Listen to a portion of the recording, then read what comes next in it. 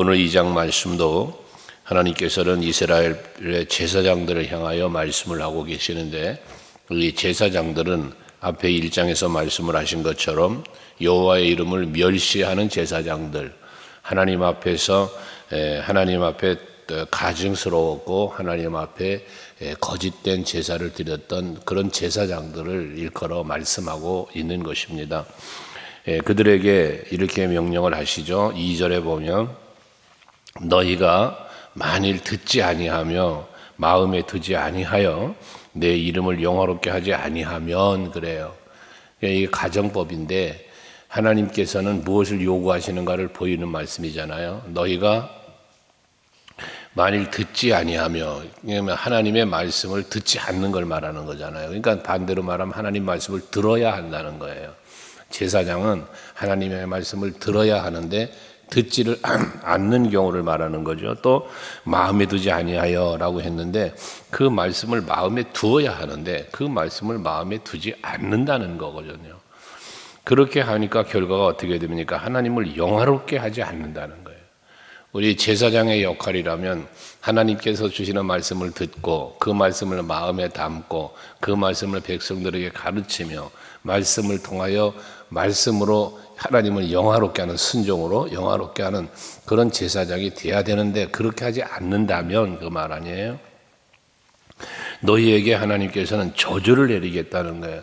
또 너희의 복을 저주하리라 그래요. 너희들에게 저주를 내리는데 너희 복을 저주한다. 그 말은 뭐냐? 주셨던 복을 거두어 들이신다는 거죠. 복을 저주한, 너희의 복을 저주한다는 건 그들이 받았던 복, 그들이 누려야 할 복을 저주한다, 빼앗아 버린다는 거예요. 복을 더 안 내려주시겠다는 거예요. 그들에게 주셨던 복이 무엇인가를 뒤에 언약으로 말씀을 하시는데, 하나님이 이스라엘 백성에게 주신 복, 그래서 저들이 누리는 복은 태감을 입었다는 것, 언약의 백성이 되었다는 것, 이게 바로 하나님이 그들에게 내린 복이었는데 그걸 저주하니까 그 언약을 거두어 버리시는 거죠. 언약을 파기하는 거죠. 그러면서 하시는 말씀이 내가 이미 저주하였나니, 그래요. 이미 저주하셨다. 그러니까 이미 하나님은 저들에게서 마음을 돌이키신 걸 말하는 거예요. 왜? 회개하지 않으니까, 돌이키질 않으니까 말입니다. 그러면서 그 이유를 말씀하시죠. 2절 마지막에 이는 너희가 그것을 마음에 두지 아니하였습니다 라고 말씀을 하고 있어요. 잠언 3장 1절부터 4절 말씀을 보면 여호와의 말씀을 마음에 두라, 마음에 두라, 목에 매라, 미마에 새겨라, 이런 말씀을 주시는데, 그러면 네가 복되다는 거예요. 하나님께는 은총을 입고 사람들에게는 존귀의 여김을 받을 것이다. 네가 장수하리라, 이런 약속들이 주어졌단 말이에요. 그런데 하나님의 말씀을 마음에 두라고 그랬는데 마음에 두지 않으니까 그런 누릴 복들이 다 빼앗기게 된다는 거죠. 그래서 잠언 4장 23절에 모든 지킬 만한, 물은 모두 지킬 만한 모든 것들 중에서 너희의 마음을 지키라고 말하는 거예요. 그럼 거기서 마음을 지킨다는 게 뭐예요? 내가 우리들의 마음을 지킨다라고 말할 때 내 마음 내가 지키나요? 못 지키죠. 우리가 자주 하는 말은 뭐예요? 내 마음 나도 몰라. 내가 왜 이런지 몰라. 내가 나를 못 지켜요. 우리가 우리의 마음을 지키려면 어찌해야 할 것인가? 바로 내 안에 하나님의 말씀이 계셔야 되는 거예요. 그 말씀이 내 마음을 지탱해 주는 거예요. 지켜주는 거예요. 그래서 사도 바울은 말씀을 뭐라고 했어요? 하나님의 전신갑주라고 그랬어요. 모든 마귀의 관계를 대적하기 위해서는 이 하나님의 전신갑주를 입으라는 거예요. 그래서 구원의 투구를 쓰고 의의 흉배를 차고 이런 표현을 한 거거든요. 말씀으로 무장되지 않고 하나님의 영이 내 안에 거하시지 않고는 내 마음을 지킬 수 없다는 것이죠. 그래서 하나님의 영이 내 안에 계시지 않으면, 말씀이 내 안에 계시지 않으면 이 마음에 뭐가 찾아와요? 두려움, 근심, 염려, 좌절, 낭망, 이런 것들이 다 찾아오는 거예요. 그래서 여러분들의 마음 속에 하나님의 말씀을, 하나님의 이름을 여기에 두지 않는 이 제사장들은 결국 하나님 앞에 저주를 이미 받았다잖아요. 그러니까 이런 거예요. 믿음에 대한 이야기, 소망에 대한 이야기를 여러분에 늘 하지만 내 마음에 예수가 계셔서 믿음으로 소망으로 살면 그게 천국이에요. 근데 내 안에 예수가 계시지 않고 말씀이 없고 그리고 악의 권세가 침투해 들어와 있다? 이미 나는 지옥을 사는 거예요. 그러니까 천국에 사느냐 지옥에 사느냐 죽어서 가는 천국 생각하지 말고 오늘 사는 삶의 현실 속에서의 천국을 누리라는 거예요. 여러분 신앙생활은 누림이에요. 내가 누리지 못하는 신앙생활은 그건 잘못된 신앙인 거란 말이죠. 늘 말씀드렸잖아요. 하나님을 믿는데 안 믿는 게 아니라고, 믿는다고 알고 믿는데 그 믿음의 정도가 강하냐 약하냐 차이가 있는 거라고요. 그러니까 여러분들 마음속에 언제나 하나님의 말씀을, 하나님의 영 성령을, 그래서 예수의 영을, 복음을 마음에 담고 그러고 사시면 받은 복에 저주가 임하거나 누리지 못하는 게 아니라 누리게 된다는 거예요. 그러니까 마음에 말씀을 두지 않고 하나님이 내리신 복을 저주를 받게 되니까 3절에 보면 너희 자손을 꾸짖는다는 거예요. 하나님이 꾸짖죠. 누구를? 자손을 꾸짖는다는 거예요. 근데 내가 하나님의 말씀을 마음에 두지 않았으니 왜 자식을 꾸짖어요? 자손을 꾸짖습니까? 내가 말씀을 마음에 두지 않았으니 자손에게 말씀을 가르치질 못하지요. 내 안에 말씀이 없으니 자손에게 말씀대로 사는 모범을 보이지를 못하지요. 그러니 자손이 그 말씀대로 살지 못하는 자손이 되니 꾸짖음을 받을 수밖에 없는 거예요. 가정의 달에 지금 계속해서 신앙의 유산을 말씀드리고 있는데요. 여러분, 내가 예수를 온전히 믿지 못하는데 내 자식이 예수를 온전히 믿겠어요? 많이 못 믿는 거죠. 그러니까 자손을 꾸짖는다는 거예요. 그 다음에 똥, 곧 너희 절기의 희생의 똥을 너희 얼굴에 바른다. 이건 짐승을 잡아서 하나님 앞에 제물로 드리겠다는 그러한 짐승들의 똥, 그걸 갖다가 얼굴에 바른다는 거예요. 이게 뭘 말하냐? 수치를 당하게 한다는 거예요. 부끄럽게 한다는 거예요. 여러분, 예수를 믿는 사람은요, 뭐라 그랬어요? 앞에 하나님의 말씀을 마음에 두고 사는 사람은, 그 율법을 지키고 사는 사람은 하나님께 은총을 입고 사람 앞에는 존귀히 여김을 받으리라 그랬잖아요. 하나님이 높여주시는 거예요. 하나님이. 그런데 말씀을 마음에 두지 않고 사니까 수치스럽게 멸시당하게 만들어버리겠다는 것이죠. 그러면서 그들과 함께 제하여 버림을 당할 것이다. 하나님 앞에 버림을 당한다는 겁니다. 여러분, 하나님은 싫어 버리지 않으시는 하나님이라고 그랬죠. 그런데 왜 버리신다 하나님이? 말씀을 마음에 두지 않고 순종하지 않고 악에서 돌이지 않으니까요. 그래서 이렇게 수치를 당하게 된다는 거예요. 그러면서 4절에 내가 이 명령을 너에게 내린 것은 하면서 하나님께서 이스라엘 백성들에게 명령을 내린 목적을 말씀하고 있는데요. 명령을 내리신 건 뭐예요? 당연히 목적이 순종하라는 거죠. 지키라는 거죠. 말씀대로 살라는 거죠. 그러니까 말씀을 주시는 거 아니에요? 율법 지키라고 주신 거잖아요. 그런 것처럼 말입니다. 그런데 그러면서 한 말이 뭐냐? 레위와 세운 나의 언약이 항상 있게 하려 함이다 라고 말씀을 해요. 레위와 맺은 그 세운 내 언약이 항상 있게 하려고. 그러니까 결국 뭐냐? 그 언약을 지키며 살게 하려고. 언약은 뭐예요? 우리에게 지키라고만 하는 게 아니라 그 지킴 속엔 무엇이 약속되어 있습니까? 하나님이 베푸실 복이 약속되어 있잖아요. 그러니까 하나님의 명령은 우리를 괴롭히고 우리를 힘들게 하기 위한 명령이 아니라 결과적으로 무슨 명령? 복 주시기 위한 명령이, 은혜 베푸시기 위한 명령이라는 거예요. 그래서 뒤에 5절에 말씀하죠. 레위와 세운 내 언약은 생명과 평강의 언약이라 그랬어요. 그러니까 여기 말하는 하나님의 언약은, 레위와 세운 언약은 생명과 평강의 언약이니까 이 하나님께서 명령을 내리신 것은 이 레위의 언약을 항상 있게 하려 함이라고 그랬으니까 뭐가 있게 한다는 거예요? 생명과 평강이 항상 있게 하시기 위하여 하나님은 우리에게 말씀을 주셨다는 거거든요.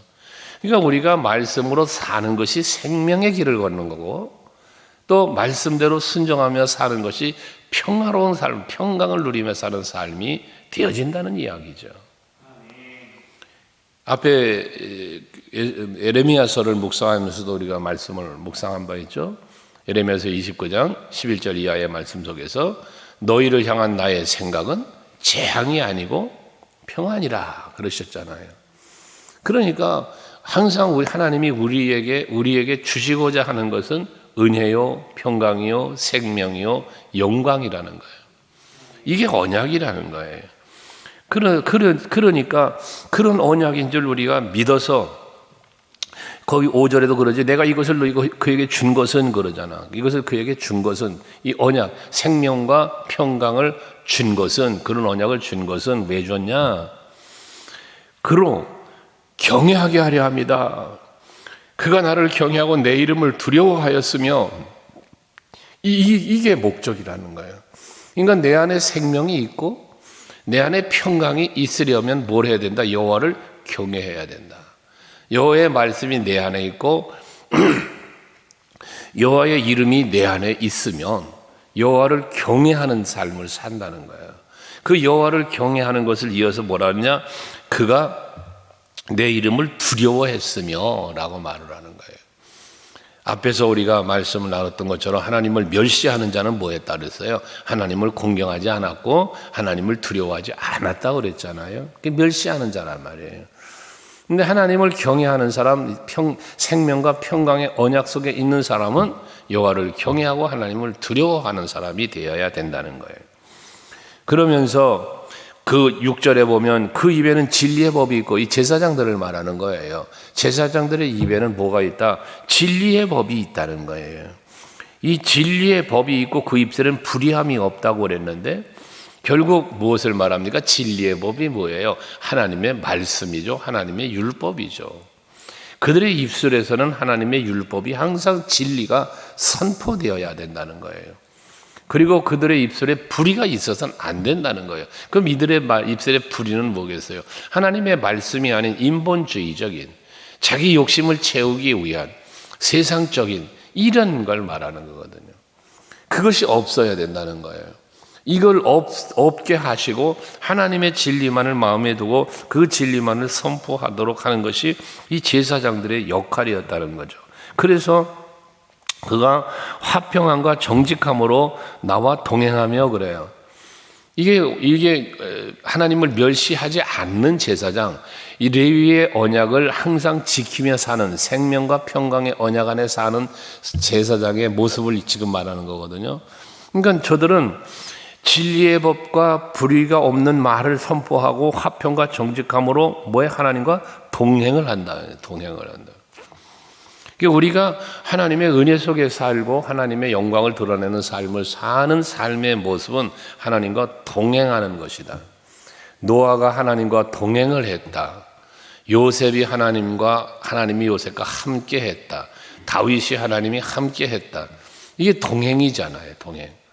그러니까 이런 동행 속에 형통이 있고, 동행 속에 앞에 말한 언약 그대로 말하면 동행하는데 생명과 평강이 있단 말이에요. 하나님과 동행할 때. 그러니까 여러분들이 날마다 제가 새벽마다 축복하는 거, 어디를 가든지 무엇을 하든지 항상 함께 해주시고 라는 축복의 기도를 하는 거예요. 여러분들이 오늘도 살면서 하나님과 동행하는 하루의 삶이 되도록 힘써야 되는데, 그럼 어떻게 동행할 거냐?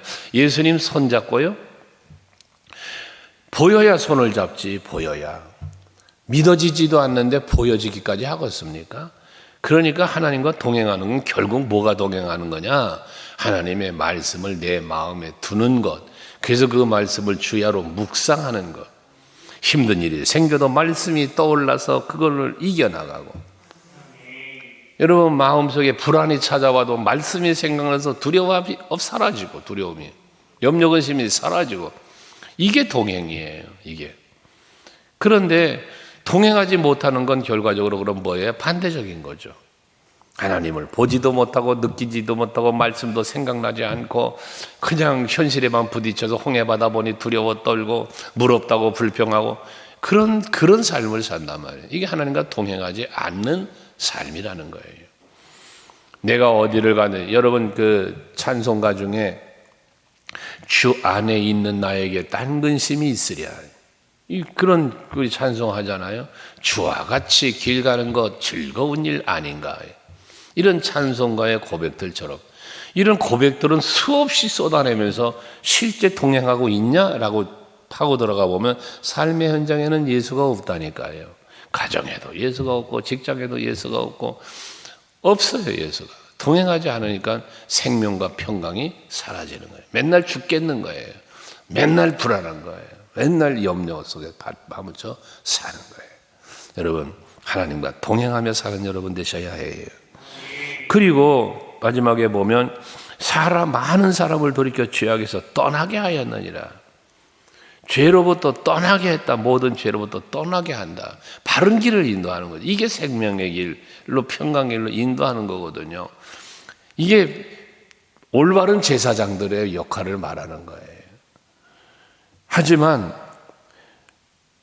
또 7절도 마찬가지죠. 제사장의 입술은 지식을 지켜야 하겠고 사람들은 그 입술에서 나오는 율법을 구하여야 될 것이니 제사장은 만군의 여호와의 사자 및 사자가 됨이거늘. 그래.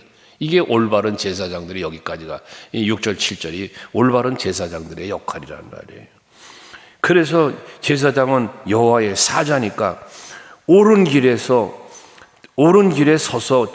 여기서 말하는 지식을 지켜야 된다는 지식이 무슨 지식? 하나님을 아는 지식, 하나님을 경외하는 지식이죠.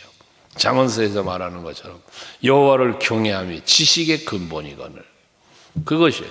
그러니까 여호와를 경외하고 그 율법을 지켜 행하고 백성들에게 그 율법을 선포하고 그들을 모든 죄악에서부터 돌이켜서 하나님께로 가까이 나아가도록 인도하는 것, 이게 제사장의 역할이란 말이에요. 왜? 저들은 여호와의 사자니까.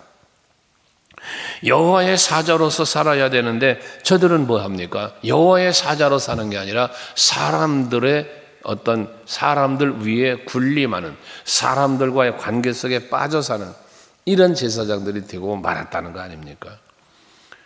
그래서 8절에 말하기를 그들의 잘못을 말합니다. 제사장들은 여호와의 사자인데도 너희는 옳은 길에서 떠나. 옳은 길에서 떠났다. 이 옳은 길이 뭐예요? 6절 7절에서 말씀한 내용이 옳은 길이에요. 제사장의 올바른 삶이에요. 사역이에요. 근데 여기서 떠났다는 거예요. 제사장들이 옳은 길에서 떠났다는 거예요.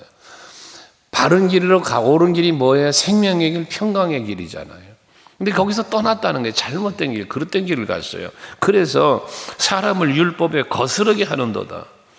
모든 사람들로 하여금 율법을 구하게 하고 그들로 하여금 하나님께서 모든 죄악으로부터 돌이켜서 하나님께로 가까이 나아가게 해야 되는데 제사장들이 그만 하나님의 사람이 되지 못하고 옳은 길에서 스스로가 떠나서 많은 사람들을 율법을 거스르게 했다는 거예요.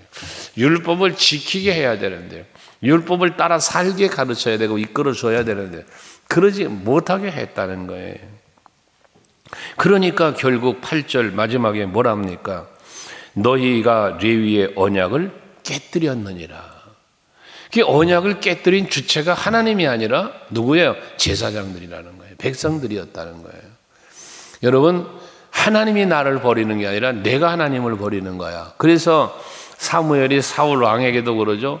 왕이 하나님을 버렸다는 거예요. 하나님의 율법, 명령을 버린 게 하나님을 버린 거다 그 말이에요. 그러니 하나님도 당신을 버리셨다라고 말씀하잖아요. 여러분, 우리가 하나님을 버리는 행위가 뭐라고요? 말씀을 떠난 게 하나님을 버리는 거예요. 하나님과 동행하지 않는 것이 곧 하나님을 버린 거고 하나님을 떠난 거예요. 그러니까 우리들이 살면서 예배 시간만이 아니라 일상의 삶 속에서 언제나 하나님의 은혜를 바라보고 하나님을 기억하고 하나님께 간구하며 사는, 의지하고 믿음으로 사는, 그 손길을 느끼며 그 은혜를 생각하며 감사하며 영광 돌리는 이러한 삶을 살아갈 때 그게 곧 은혜를 누리는 삶이 되는데, 언약을 지키는 삶이 되는 건데, 근데 내 스스로가 하나님을 떠나고 버리고 언약을 깨뜨리니 하나님은 뭐해? 내게 주었던 복을 저주를 내리죠. 누리지 못하게 된다는 얘기가 되는 거 아니에요? 그래서 9절에 너희가 내 길을 지키지 아니하고 율법을 행할 때 그러잖아요. 하나님께서 주신 명령, 율법을 지키지 않고 살아가니까 결과적으로 저들은 어떻게 된다는 거예요? 하나님의 율법을 지키고 살지 않고 사람에게 치우치게 했다는 거잖아요. 사람에게. 그러니까 하나님이 중심이 된 게 아니라 사람이 중심이 됐다는 거예요. 그러니까 어떻게 돼? 너희도 나도 너희로 하여금 모든 백성 앞에서 멸시와 천대를 당하게 하였느니라 그래요. 왜 하나님이 이 모든 백성 앞에서 이들에게 멸시와 천대를 당하게 하느냐? 이들이 백성들 앞에서 하나님을 멸시했거든요. 이게 행한 대로 갚으시는 거예요. 여러분, 여호와의 이름을 망령되이 일컫지 말라라는 계명도 있는 것처럼 우리가 여호와의 이름을 멸시하거나 하나님의 율법을 멸시한, 잊어버린, 떠난, 버린 이러한 삶을 사는 결과는 내가 멸시를 받고 내가 하나님의 은총 속에 버림을 받는 삶을 살게 되진다는 사실을 늘 잊지 말고 앞에 동행을 이야기한 것처럼 오늘도 여러분들이 하루를 사시면서 나와 함께 계시는 하나님, 나와 함께 계시는 예수, 이 귀한 영적인 감각을 가지고 하루를 사셔서 여러분들도 하나님과 동행하는 하루가 되시기 바라고, 그로 인하여 여러분 레위에게 주신 이 언약은 여러분에게도 항상 있게 하려 합니다 그랬으니까 여러분에게도 있는 거잖아요. 그 언약이 뭐라고요? 생명과 평강이라고요. 그래서 오늘도 여러분 하나님과 동행하며 그 말씀, 오늘에 주신 이 말씀을 여러분 마음에 담고, 그래서 하나님 앞에 이 말씀을 기억하며 사셔서 생명과 평강의 길을 걸어가는 복된 하루가 되시기를 주의 이름으로 축복합니다. 기도하겠습니다.